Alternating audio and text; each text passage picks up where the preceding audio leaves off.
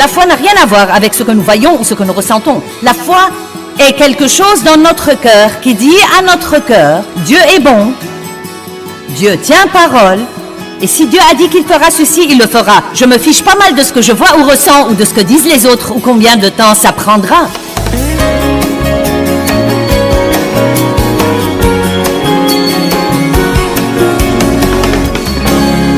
Sans la foi, il est impossible d'être agréable à Dieu. Car celui qui s'approche de Dieu doit croire qu'il existe.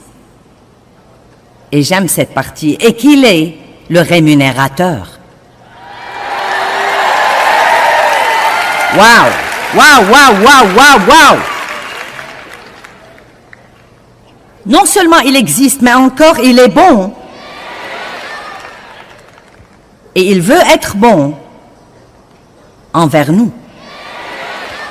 Sans la foi, nous ne pouvons pas recevoir et marcher dans le bon plan de Dieu pour nos vies. Et c'est pourquoi il n'est pas satisfait quand nous venons à lui sans la foi, parce qu'il veut nous donner de bonnes choses. La foi n'est pas le prix qui achète les bénédictions de Dieu. Elle est simplement la main qui s'étend et les reçoit. La grâce est le prix qui a acheté toutes les bénédictions de Dieu. Ma foi n'achète pas les bénédictions. Jésus a acheté les bénédictions avec son sang. Mais je peux les recevoir par la main de la foi. Il n'y a aucune raison pour que Dieu veuille me bénir. Il n'y a aucune raison dans le naturel pour qu'il veuille vous bénir. Je ne les mérite pas, vous ne les méritez pas. Mais je suis prête, je veux bien les recevoir. Je veux bien les avoir. Et je crois que le fait que nous ne les méritions pas rend la chose d'autant plus étonnante. Étonnante! Étonnante! Absolument époustouflante, étonnante. Vous dites, eh bien, que veut Dieu que je fasse? C'est la question de tout le monde. Dieu, que veux-tu que je fasse? Vous avez prié, vous n'avez pas été exaucé, donc que veux-tu que je fasse? Il faudrait que vous arrêtiez de faire quelque chose.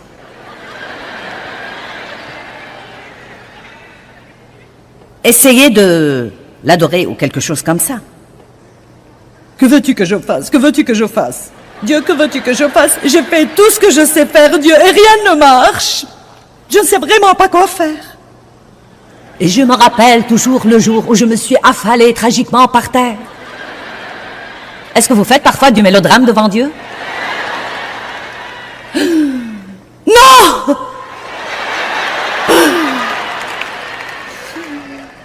Eh bien, Dieu, j'abandonne. J'ai fait tout ce que je sais faire, Dieu, et rien n'a marché, j'abandonne vraiment. Et franchement, je vous dis la vérité, j'ai entendu le Saint-Esprit me dire avec enthousiasme, vraiment? Vraiment? Je me le rappelle, vraiment, et j'ai pensé, pourquoi es-tu si enthousiasmé? Et ensuite, tout à coup, c'est venu à moi comme une révélation, car le seul moment où Dieu se met au travail, et en fait, c'est quelques moments dans nos vies, où nous nous libérons des œuvres de la chair assez longtemps, pour dire, Dieu, je ne peux pas faire ça, si quelque chose doit être fait, ce doit être par toi. Oh, vraiment, comme si Dieu en était étonné.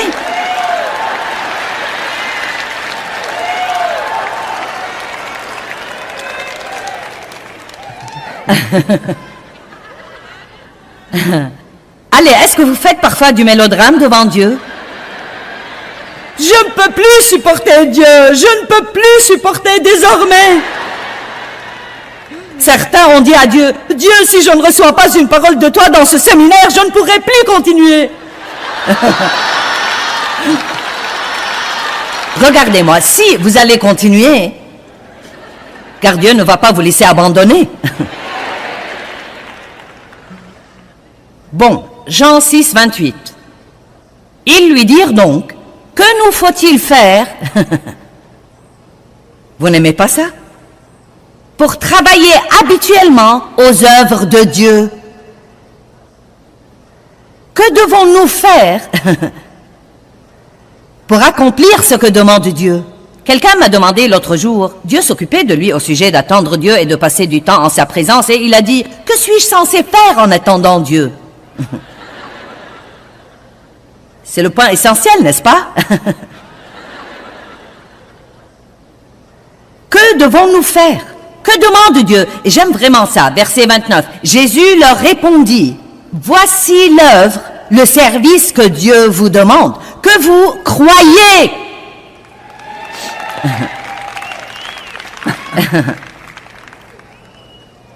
Vous voyez, c'est un tel choc pour certains d'entre vous qui sont des bourreaux de travail.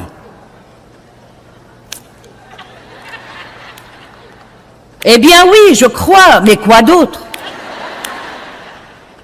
Eh bien, évidemment, vous savez, si Dieu nous dit de faire quelque chose, nous devons être obéissants. Mais beaucoup de fois, nous sommes dans les œuvres de la chair et nous ratons en fait le travail que Dieu veut que nous fassions. Nous faisons ce que j'appelle les œuvres qui ne marchent pas et nous nous sentons frustrés parce que nous ne flottons pas sous la grâce. Nous vivons par notre propre force et nous essayons d'être le Saint-Esprit Junior. Si j'achète ce livre de Joyce sur le pardon et si je souligne quelques trucs et que je le laisse étaler sur la table à la maison, je me demande si mon mari lirait peut-être ceci.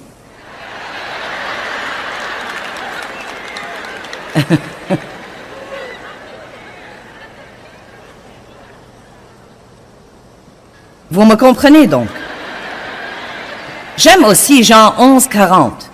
Écoutez, Jésus lui dit, ne t'ai-je pas dit et promis que si tu crois, tu verras la gloire de Dieu?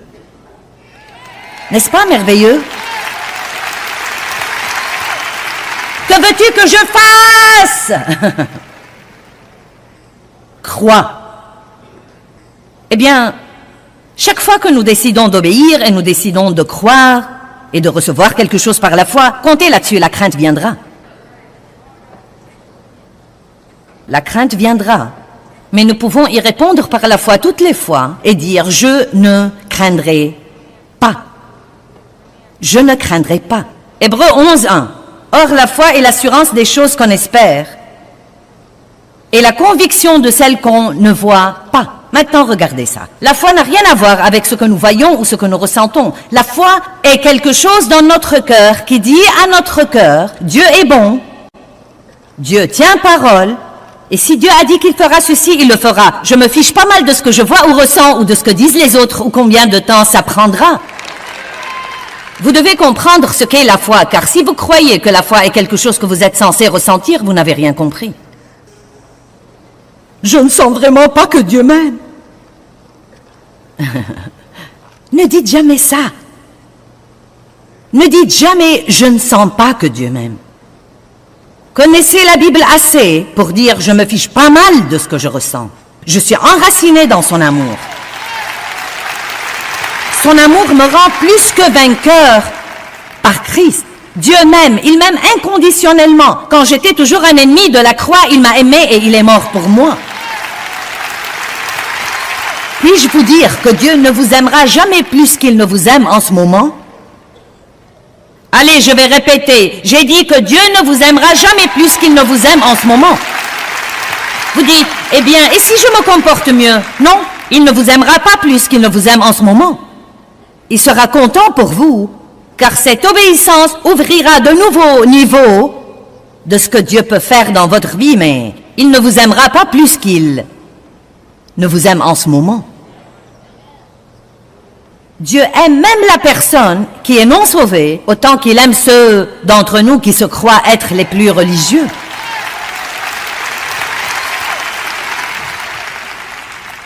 Nous n'obéissons pas à Dieu pour l'obliger à nous aimer. Nous lui obéissons parce qu'il nous a aimés le premier. Et nous répondons de par cet amour stupéfait qu'il puisse nous aimer. La crainte est l'ennemi de la foi. Eh bien, tout doit avoir une force qui s'oppose à lui sur terre. Et je n'arrive pas à trouver quelque chose qui n'en a pas. Pour que la foi travaille et ait de la valeur, il doit y avoir la crainte qui vient contre elle. Vous dites, j'aimerais mieux ne pas avoir toute cette opposition. Eh bien, si vous n'aviez pas d'opposition, vous seriez peut-être un pire gâchis. Vraiment, nous serions peut-être de pires gâchis que nous ne le sommes. Je pense à l'abeille qu'on avait prise dans une navette spatiale en vol pour aller dans une autre planète. Et là-haut, dans l'atmosphère d'apesanteur, elle n'a jamais eu à battre des ailes, elle a juste flotté dans l'atmosphère d'apesanteur, sans opposition, sans battement d'ailes, flottant tout simplement. Et la fin de l'histoire était qu'elle a aimé le tour, mais qu'elle est morte.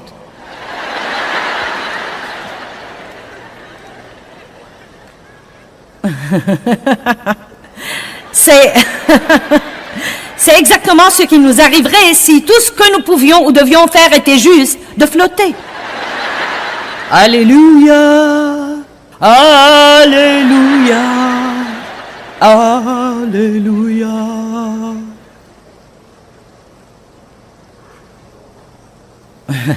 Je livre le tout. Si tout ce que nous devions faire était juste de flotter et d'être spirituel et ne jamais avoir à nous occuper de quoi que ce soit, nous ne grandirions jamais. Un aiglon, quand il est né, a une petite dent au bout de son bec. Et quand il est encore dans l'œuf, il utilise cette petite dent pour picoter, picoter, picoter, pec, pec, pec, pec, pec, pec, pec, pec, pec, pec, pec, pec, pec, pec. Non mais des heures et parfois des jours à picoter, picoter, picoter. Et finalement, il fait une petite fêlure et ensuite il picote et picote et picote, pec, pec, pec, pec, pec, pec, pec, pec, pec. Maintenant, vous savez comment nous sommes? Quand nous devons picoter, pec, pec, pec, pec, pec, pec, pec, nous disons, eh bien, allez Dieu. J'en ai déjà assez de picoter. Peux-tu me faire sortir d'ici? Allez. Eh bien, un homme a signalé qu'il a vu un bébé aiglon essayer de sortir de l'œuf et il a décidé de l'aider. Eh bien, ça n'a pas marché, il est mort. Il avait besoin de l'opposition pour être fort. Et nous avons besoin de l'opposition pour être forts. Amen. Donc rappelez-vous la prochaine fois où les choses prennent plus longtemps que vous ne voudrez, dites juste, diable, je vais continuer à picoter. Pec, pec, pec, pec, pec, pec, pec. Picoter dans la foi. En fait, tout doit avoir une opposition. Pour qu'il y ait le bien, il doit y avoir le mal. Sinon, qui saurait même ce qu'est le bien? L'amour et la haine, la dépression et la joie, la rudesse et la bonté, le bruit et le calme, le positif et le négatif, la générosité et l'avidité, la lumière et l'obscurité, la crainte et la foi, les occasions et les adversaires. Et vous savez, nous voyons que dans chacune de ces choses, Dieu nous donne l'une et le diable vient contre nous avec l'autre pour essayer de nous voler celle que Dieu nous a donnée. Mais nous allons continuer à picoter. Je crois que je vais changer le titre de ce message en le coup de bec de la foi.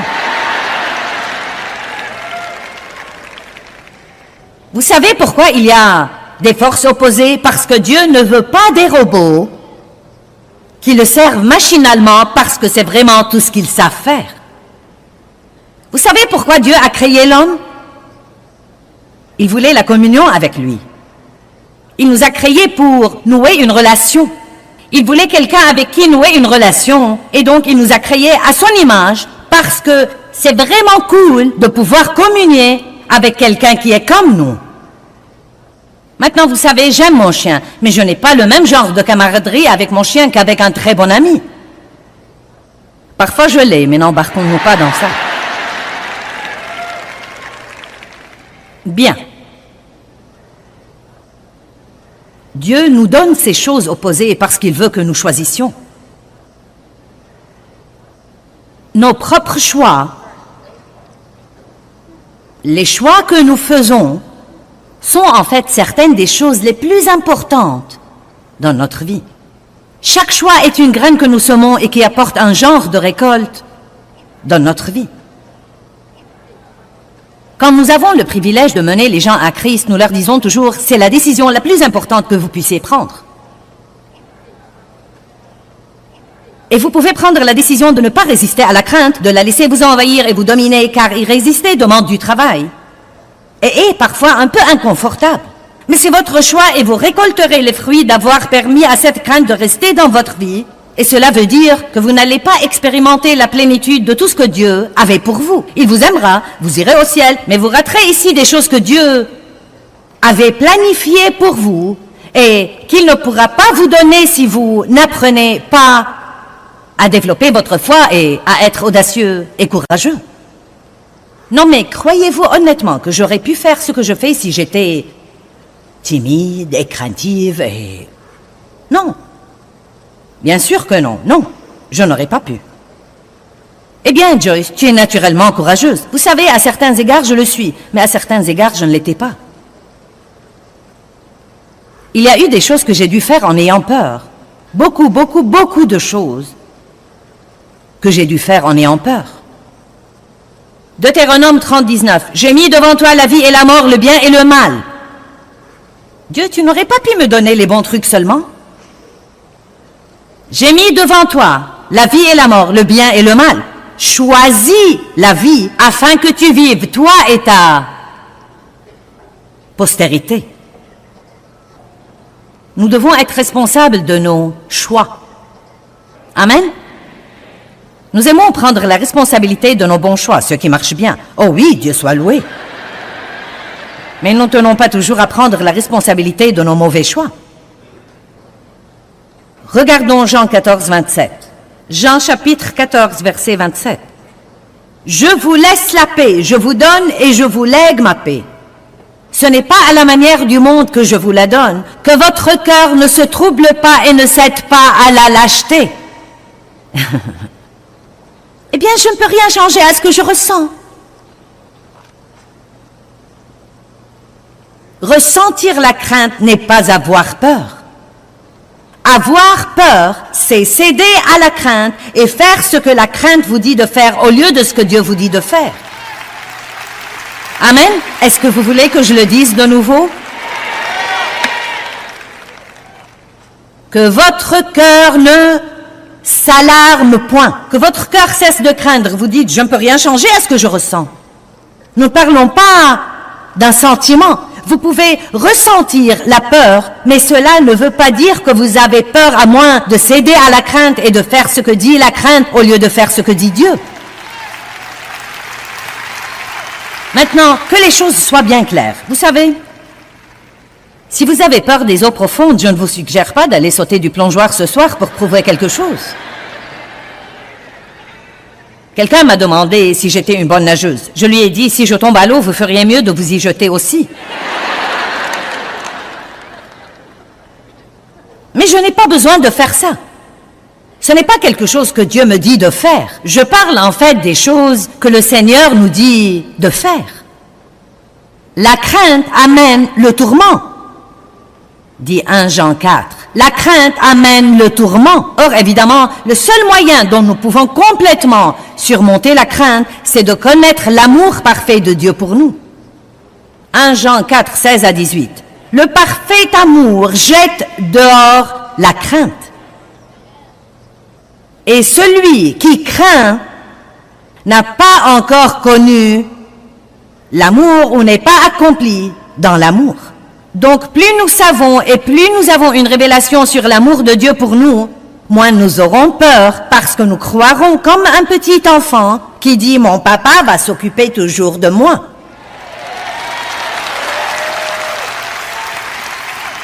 En fait, même si nous n'obtenons pas ce que nous voulions, nous ne nous soucierons même pas vraiment tant que ça, car nous faisons tellement confiance à papa que nous savons que ce qu'il nous donnera sera mieux que ce que nous voulions. Amen. Et cela nous donne une telle paix. Croyez-moi, quand je luttais pour obtenir ce que je voulais toutes ces années, j'étais si malheureuse.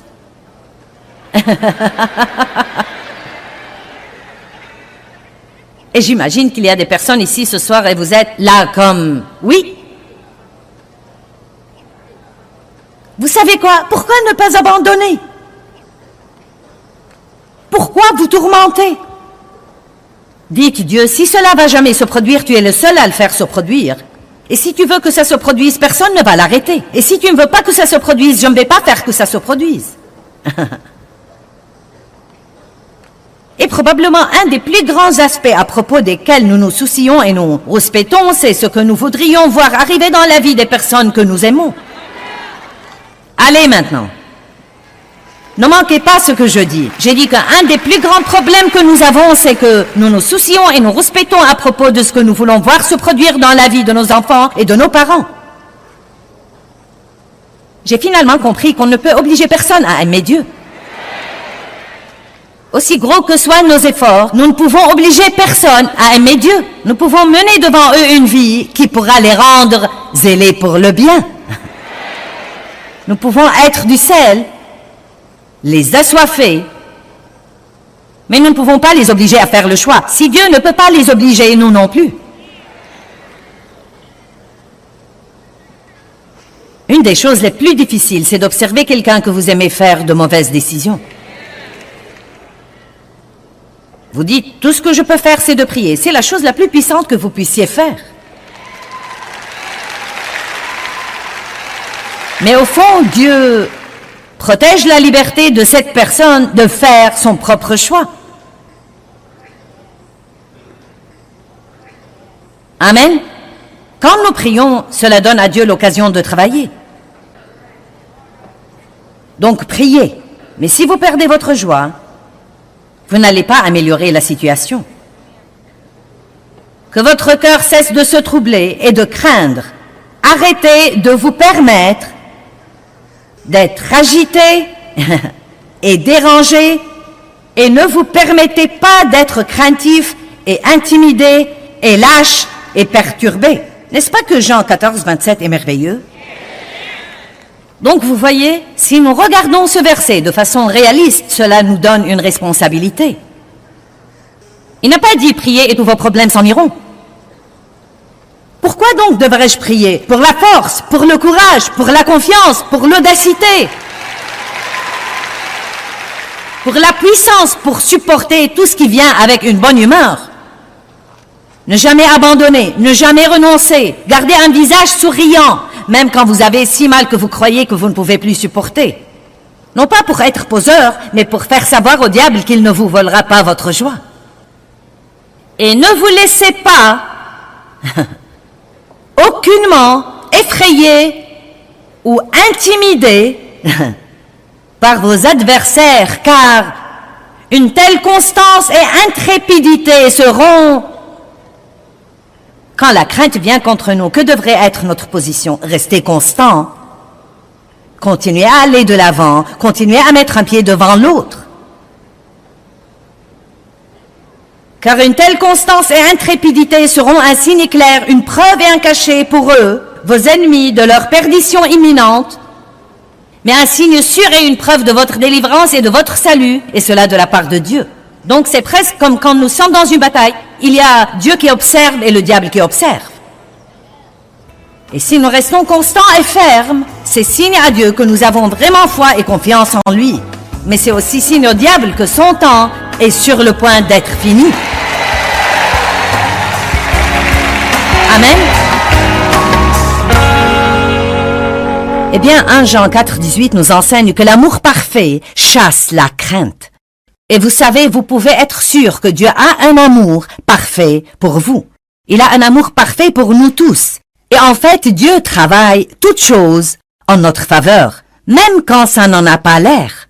Maintenant, rappelez-vous de ceci. Bien que vos circonstances aujourd'hui n'aient peut-être pas l'air aussi bonnes que ça, Dieu vous aime vraiment et il a un bon plan pour vous et il travaille dans les coulisses pour faire que ce bon plan s'accomplisse dans votre vie. Mais il veut que vous vous accordiez avec lui et que vous croyez ça.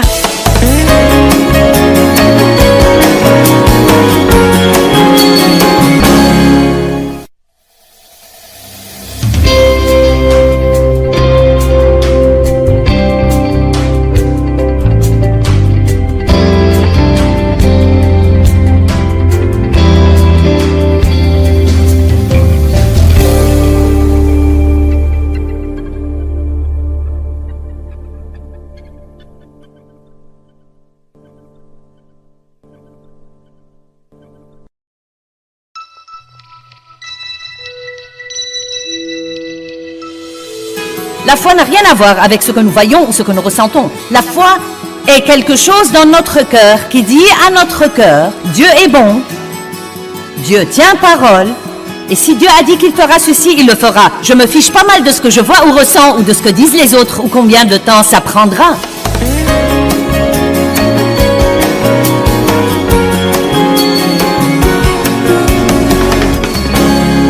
Sans la foi, il est impossible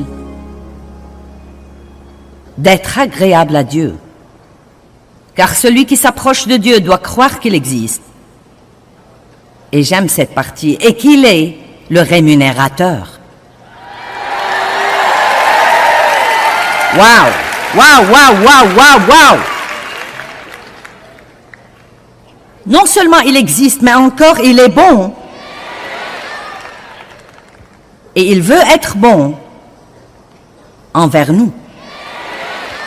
Sans la foi, nous ne pouvons pas recevoir et marcher dans le bon plan de Dieu pour nos vies. Et c'est pourquoi il n'est pas satisfait quand nous venons à lui sans la foi, parce qu'il veut nous donner de bonnes choses.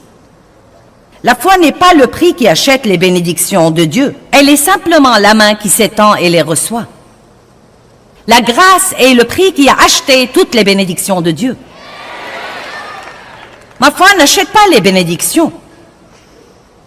Jésus a acheté les bénédictions avec son sang.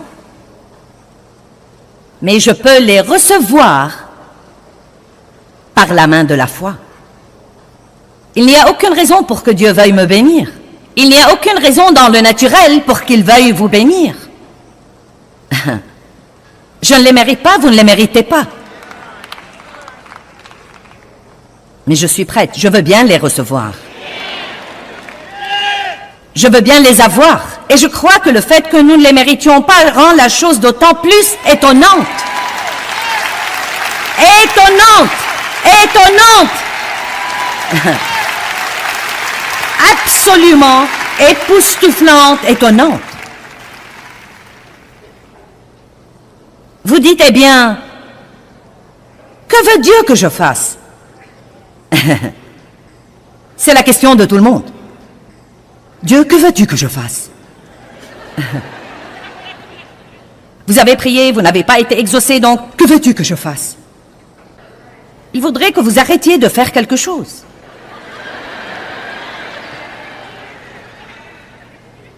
Essayez de l'adorer ou quelque chose comme ça. Que veux-tu que je fasse? Que veux-tu que je fasse? Dieu, que veux-tu que je fasse? J'ai fait tout ce que je sais faire, Dieu, et rien ne marche. Je ne sais vraiment pas quoi faire. Et je me rappelle toujours le jour où je me suis affalée tragiquement par terre. Est-ce que vous faites parfois du mélodrame devant Dieu? Non!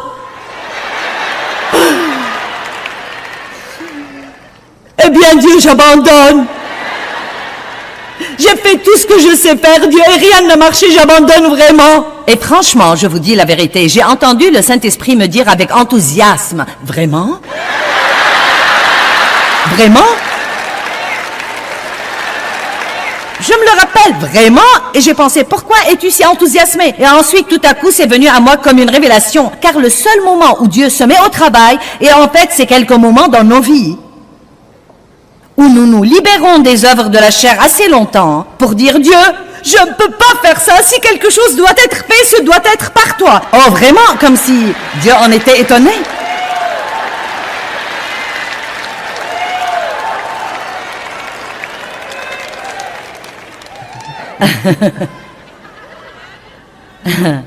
Allez, est-ce que vous faites parfois du mélodrame devant Dieu? Je ne peux plus supporter Dieu, je ne peux plus supporter désormais. Certains ont dit à Dieu, Dieu, si je ne reçois pas une parole de toi dans ce séminaire, je ne pourrai plus continuer. Regardez-moi, si vous allez continuer, car Dieu ne va pas vous laisser abandonner. Bon, Jean 6, 28. Ils lui dirent donc, que nous faut-il faire? Vous n'aimez pas ça? Pour travailler habituellement aux œuvres de Dieu. Que devons-nous faire pour accomplir ce que demande Dieu. Quelqu'un m'a demandé l'autre jour, Dieu s'occupait de lui au sujet d'attendre Dieu et de passer du temps en sa présence, et il a dit, « Que suis-je censé faire en attendant Dieu ?»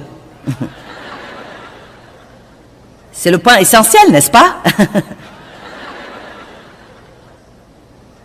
Que devons-nous faire? Que demande Dieu? Et j'aime vraiment ça, verset 29. Jésus leur répondit, « Voici l'œuvre, le service que Dieu vous demande, que vous croyez. »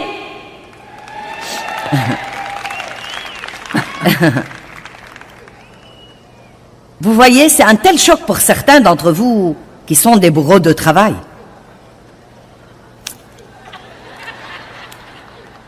Eh bien oui, je crois, mais quoi d'autre? Eh bien, évidemment, vous savez, si Dieu nous dit de faire quelque chose, nous devons être obéissants. Mais beaucoup de fois, nous sommes dans les œuvres de la chair et nous ratons en fait le travail que Dieu veut que nous fassions. Nous faisons ce que j'appelle les œuvres qui ne marchent pas et nous nous sentons frustrés parce que nous ne flottons pas sous la grâce. Nous vivons par notre propre force et nous essayons d'être le Saint-Esprit Junior. Si j'achète ce livre de Joyce sur le pardon et si je souligne quelques trucs et que je le laisse étaler sur la table à la maison, je me demande si mon mari lirait peut-être ceci.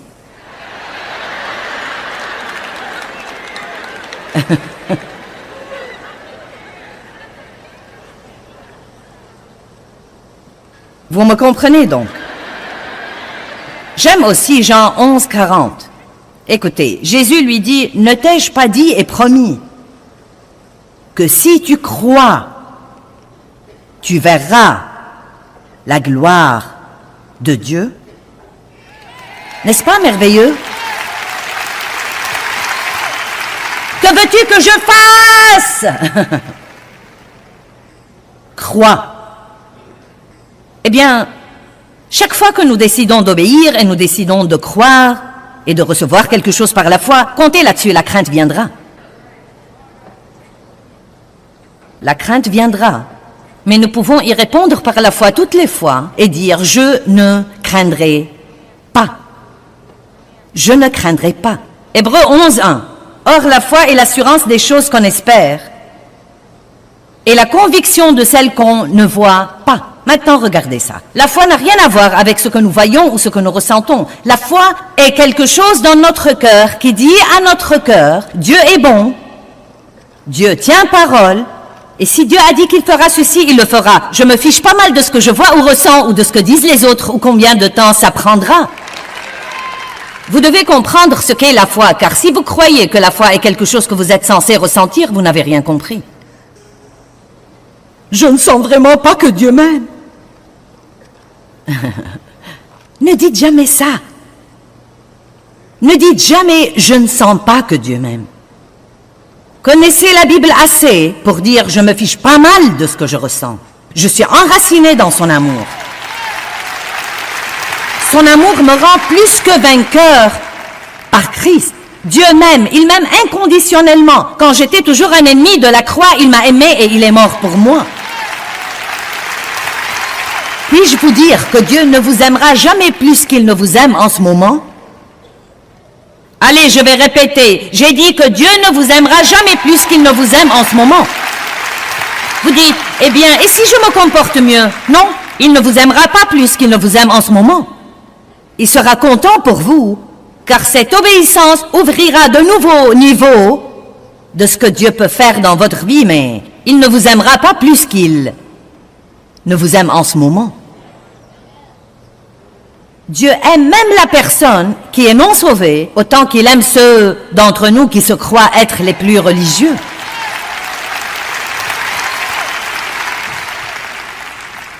Nous n'obéissons pas à Dieu pour l'obliger à nous aimer, nous lui obéissons parce qu'il nous a aimés le premier. Et nous répondons de par cet amour stupéfait qu'il puisse nous aimer. La crainte est l'ennemi de la foi. Eh bien, tout doit avoir une force qui s'oppose à lui sur terre. Et je n'arrive pas à trouver quelque chose qui n'en a pas. Pour que la foi travaille et ait de la valeur, il doit y avoir la crainte qui vient contre elle. Vous dites, j'aimerais mieux ne pas avoir toute cette opposition. Eh bien, si vous n'aviez pas d'opposition, vous seriez peut-être un pire gâchis. Vraiment, nous serions peut-être de pires gâchis que nous ne le sommes. Je pense à l'abeille qu'on avait prise dans une navette spatiale, en vol, pour aller dans une autre planète. Et là-haut, dans l'atmosphère d'apesanteur, elle n'a jamais eu à battre des ailes, elle a juste flotté dans l'atmosphère d'apesanteur, sans opposition, sans battement d'ailes, flottant, tout simplement. Et la fin de l'histoire était qu'elle a aimé le tour, mais qu'elle est morte.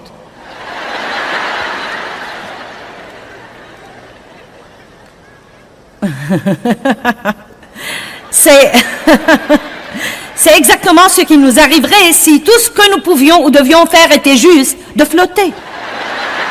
Alléluia, Alléluia, Alléluia.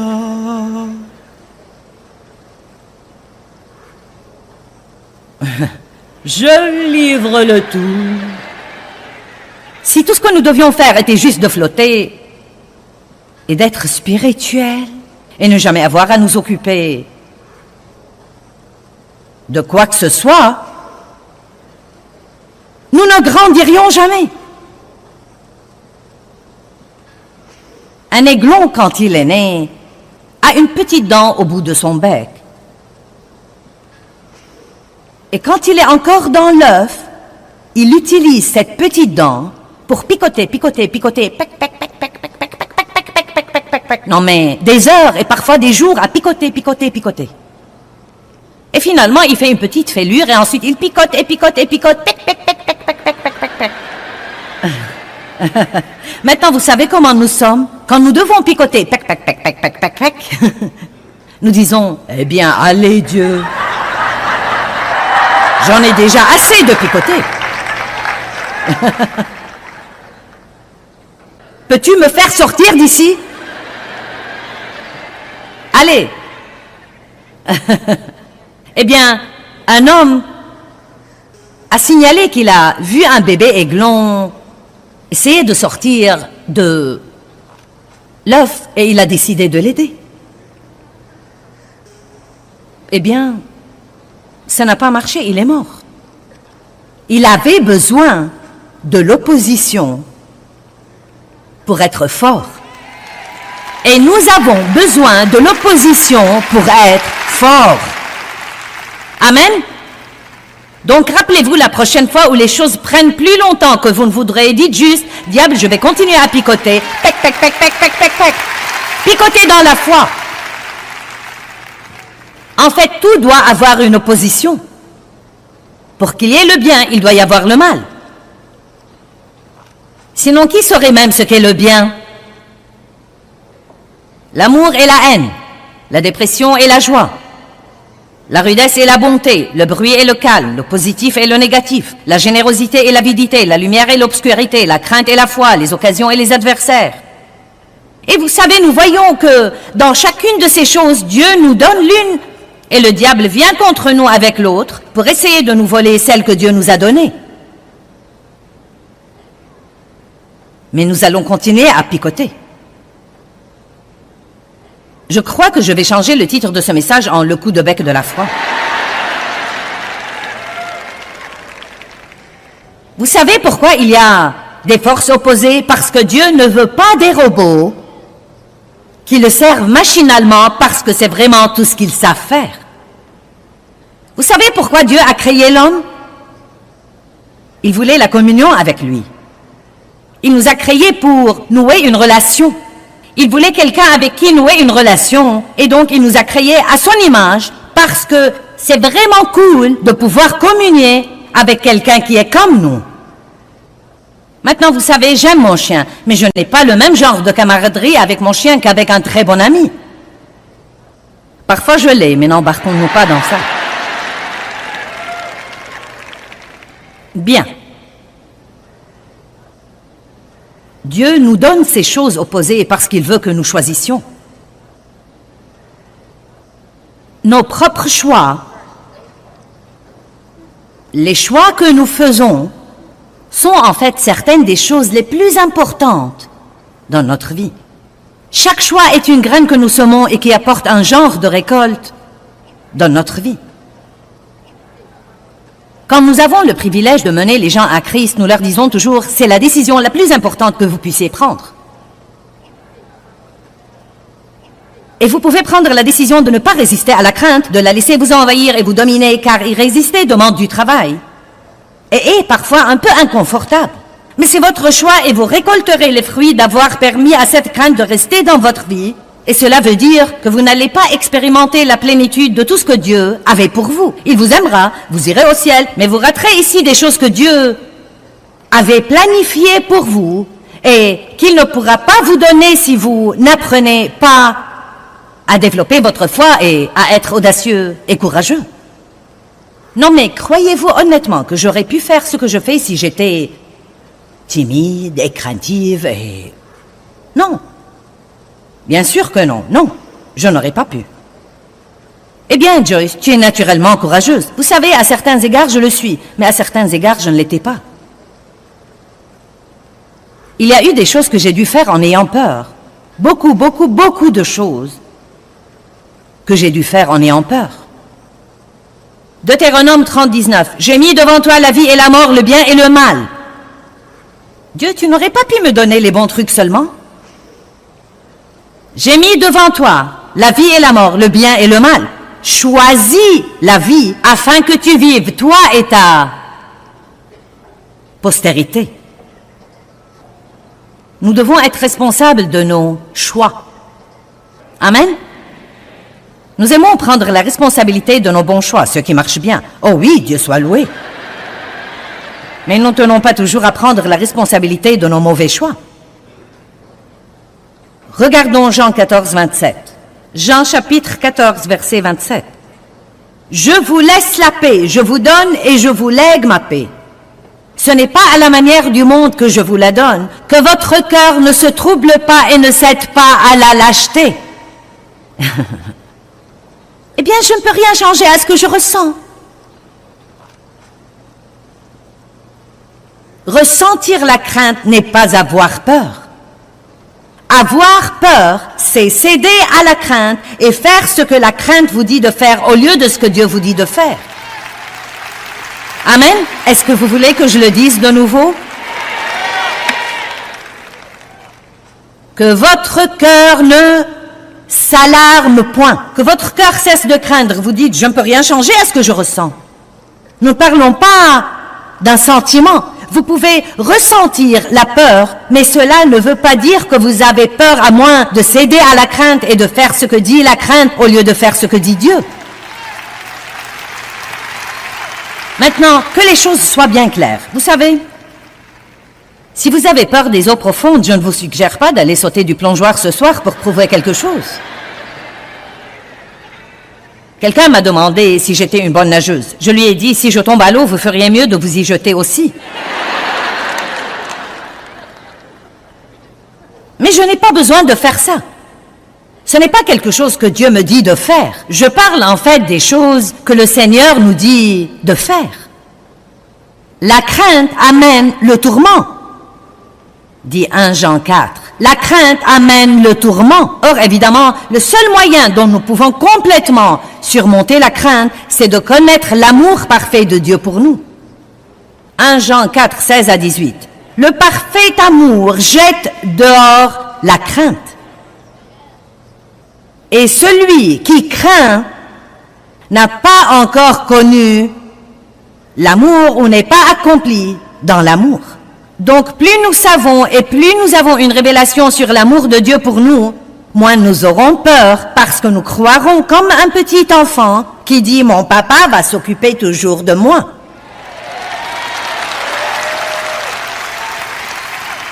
En fait, même si nous n'obtenons pas ce que nous voulions, nous ne nous soucierons même pas vraiment tant que ça, car nous faisons tellement confiance à papa que nous savons que ce qu'il nous donnera sera mieux que ce que nous voulions.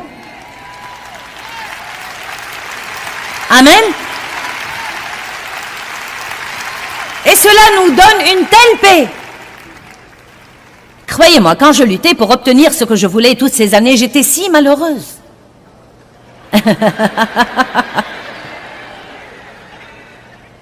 Et j'imagine qu'il y a des personnes ici ce soir et vous êtes là comme... Oui. Vous savez quoi? Pourquoi ne pas abandonner? Pourquoi vous tourmenter? Dites Dieu, si cela va jamais se produire, tu es le seul à le faire se produire. Et si tu veux que ça se produise, personne ne va l'arrêter. Et si tu ne veux pas que ça se produise, je ne vais pas faire que ça se produise.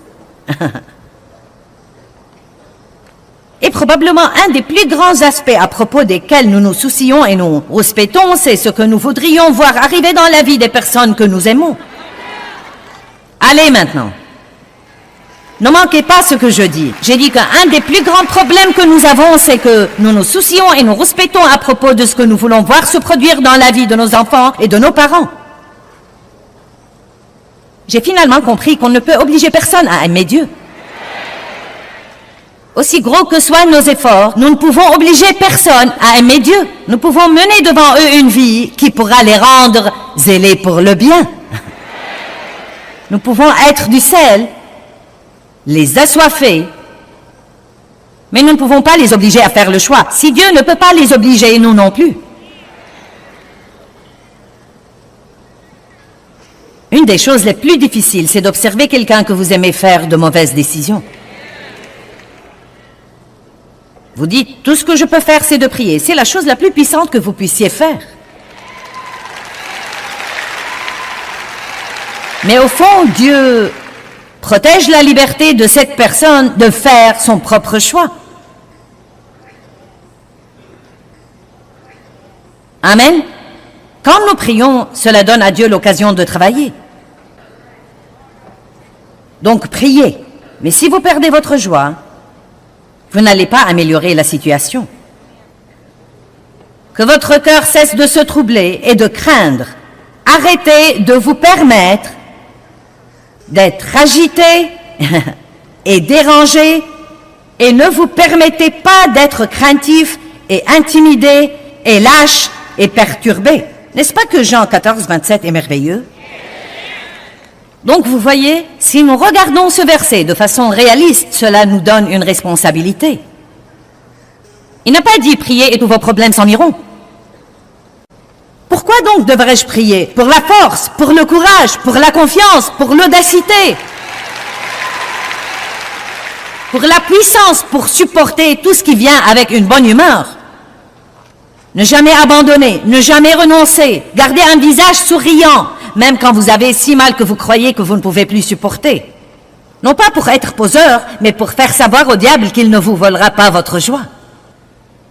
Et ne vous laissez pas aucunement effrayé ou intimidé par vos adversaires, car une telle constance et intrépidité seront... Quand la crainte vient contre nous, que devrait être notre position? Rester constant, continuer à aller de l'avant, continuer à mettre un pied devant l'autre. Car une telle constance et intrépidité seront un signe clair, une preuve et un cachet pour eux, vos ennemis, de leur perdition imminente, mais un signe sûr et une preuve de votre délivrance et de votre salut, et cela de la part de Dieu. Donc c'est presque comme quand nous sommes dans une bataille, il y a Dieu qui observe et le diable qui observe.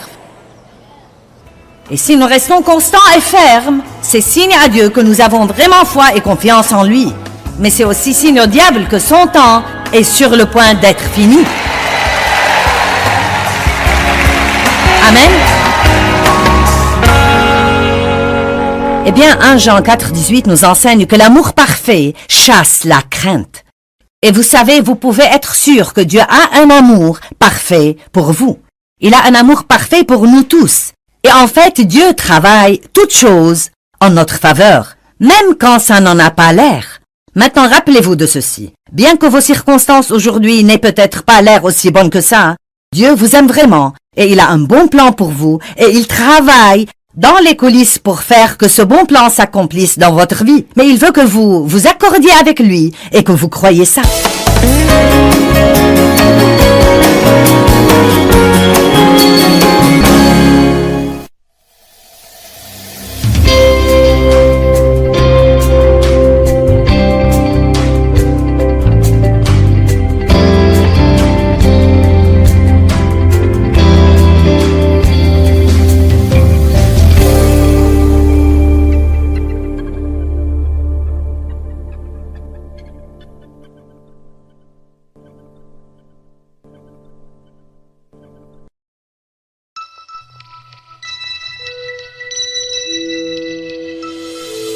La foi n'a rien à voir avec ce que nous voyons ou ce que nous ressentons. La foi est quelque chose dans notre cœur qui dit à notre cœur, Dieu est bon, Dieu tient parole, et si Dieu a dit qu'il fera ceci, il le fera. Je me fiche pas mal de ce que je vois ou ressens ou de ce que disent les autres ou combien de temps ça prendra.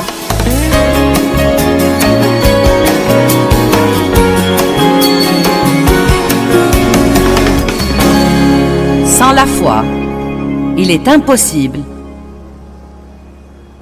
d'être agréable à Dieu. Car celui qui s'approche de Dieu doit croire qu'il existe. Et j'aime cette partie, et qu'il est le rémunérateur. Waouh! Waouh, waouh, waouh, waouh, waouh!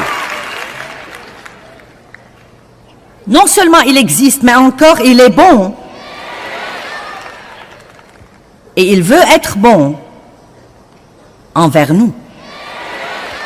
Sans la foi, nous ne pouvons pas recevoir et marcher dans le bon plan de Dieu pour nos vies. Et c'est pourquoi il n'est pas satisfait quand nous venons à lui sans la foi, parce qu'il veut nous donner de bonnes choses.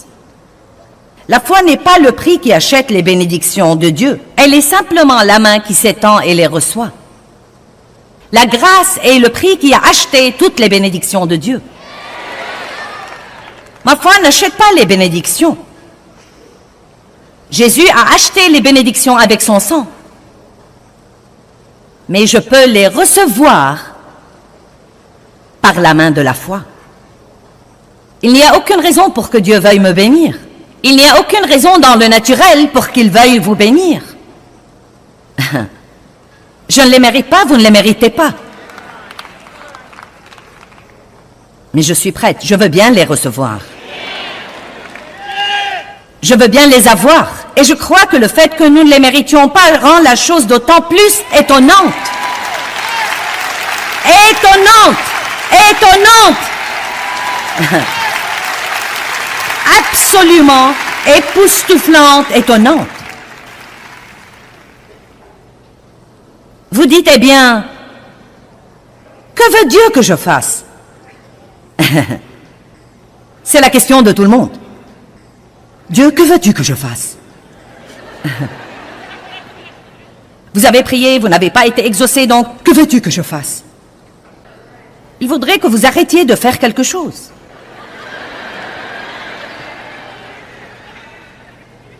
Essayez de l'adorer ou quelque chose comme ça.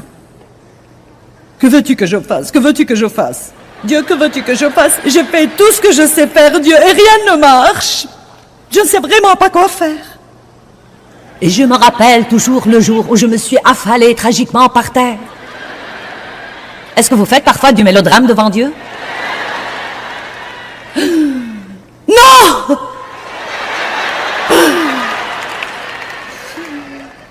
Eh bien, Dieu, j'abandonne.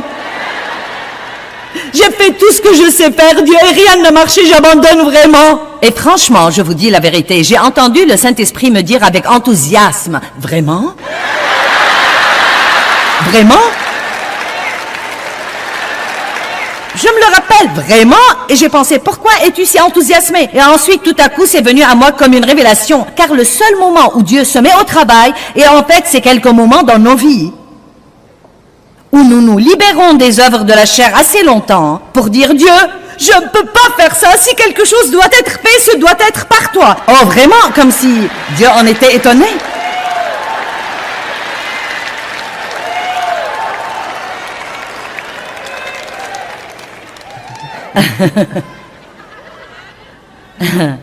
Allez, est-ce que vous faites parfois du mélodrame devant Dieu? Je ne peux plus supporter Dieu, je ne peux plus supporter désormais. Certains ont dit à Dieu, « Dieu, si je ne reçois pas une parole de toi dans ce séminaire, je ne pourrai plus continuer. » Regardez-moi, si vous allez continuer, car Dieu ne va pas vous laisser abandonner. Bon, Jean 6, 28. Ils lui dirent donc, « Que nous faut-il faire ?» Vous n'aimez pas ça? Pour travailler habituellement aux œuvres de Dieu. Que devons-nous faire pour accomplir ce que demande Dieu? Quelqu'un m'a demandé l'autre jour, Dieu s'occupait de lui au sujet d'attendre Dieu et de passer du temps en sa présence, et il a dit, que suis-je censé faire en attendant Dieu? C'est le point essentiel, n'est-ce pas? Que devons-nous faire? Que demande Dieu? Et j'aime vraiment ça, verset 29. Jésus leur répondit, voici l'œuvre, le service que Dieu vous demande, que vous croyez.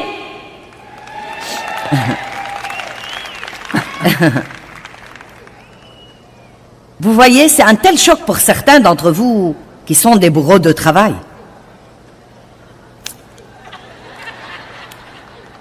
Eh bien oui, je crois, mais quoi d'autre? Eh bien, évidemment, vous savez, si Dieu nous dit de faire quelque chose, nous devons être obéissants. Mais beaucoup de fois, nous sommes dans les œuvres de la chair et nous ratons en fait le travail que Dieu veut que nous fassions. Nous faisons ce que j'appelle les œuvres qui ne marchent pas et nous nous sentons frustrés parce que nous ne flottons pas sous la grâce.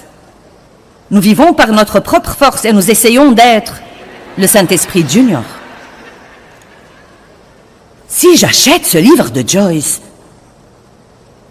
sur le pardon et si je souligne quelques trucs et que je le laisse étaler sur la table à la maison, je me demande si mon mari lirait peut-être ceci.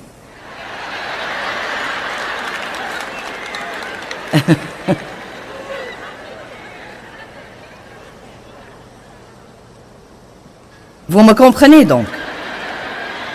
J'aime aussi Jean 11, 40. Écoutez, Jésus lui dit, ne t'ai-je pas dit et promis que si tu crois, tu verras la gloire de Dieu? N'est-ce pas merveilleux? Que veux-tu que je fasse? Crois. Eh bien, chaque fois que nous décidons d'obéir et nous décidons de croire et de recevoir quelque chose par la foi, comptez là-dessus, la crainte viendra. La crainte viendra, mais nous pouvons y répondre par la foi toutes les fois et dire « Je ne craindrai pas. Je ne craindrai pas. » Hébreux 11, 1. Or, la foi est l'assurance des choses qu'on espère et la conviction de celles qu'on ne voit pas. Maintenant, regardez ça. La foi n'a rien à voir avec ce que nous voyons ou ce que nous ressentons. La foi est quelque chose dans notre cœur qui dit à notre cœur, Dieu est bon, Dieu tient parole, et si Dieu a dit qu'il fera ceci, il le fera. Je me fiche pas mal de ce que je vois ou ressens ou de ce que disent les autres ou combien de temps ça prendra. Vous devez comprendre ce qu'est la foi, car si vous croyez que la foi est quelque chose que vous êtes censé ressentir, vous n'avez rien compris. Je ne sens vraiment pas que Dieu m'aime. Ne dites jamais ça. Ne dites jamais « je ne sens pas que Dieu m'aime ». Connaissez la Bible assez pour dire « je me fiche pas mal de ce que je ressens ». Je suis enraciné dans son amour. Son amour me rend plus que vainqueur.